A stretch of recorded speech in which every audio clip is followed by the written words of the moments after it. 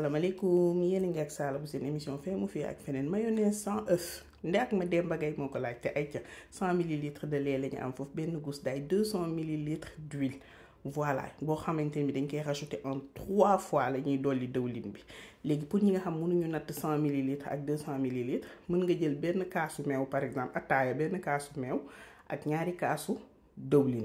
bu dee ñaari kaasu meew nga jël ci kaas bu la neex ñeenti kaas nga ciy def voilà benn kaas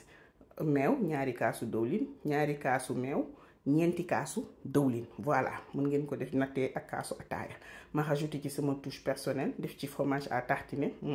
moom la ñuy wax vache qui rit ci ñu mais man kii laa utiliser bu ko defee ma mixé ko ba mu nooy nepp jëlal sama texture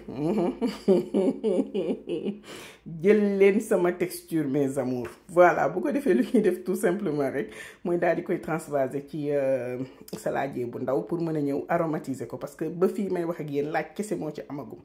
léegi li ñuy def tout simplement mooy ñëw gis nga ko yëkkati ma wan leen texture ba mënul ñàkk daal di am foofu basilic menthe ak persil voilà basilic mooy ngun-ngun ñu daal di koy dagate walla bu ñu ko dagatee teg ko ne de côté lu ñuy def mooy daal di ñëw xorom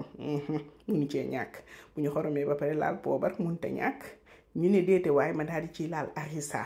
pour apporter tuuti piquanté def ci moutarde de miel ku amul moutarde de miel mun nga def moutarde ak miel parce que moutarde de miel bi soo ko ci defee tem-tem boobu nga ciy soxla moo ko ciy indi ma daal di def sama persil menthe ak basilic mais gis nga ndekete foog ni taal naa caméra bi ndekete taalu ma filmé wu ma yëngal bi laa fàttee jël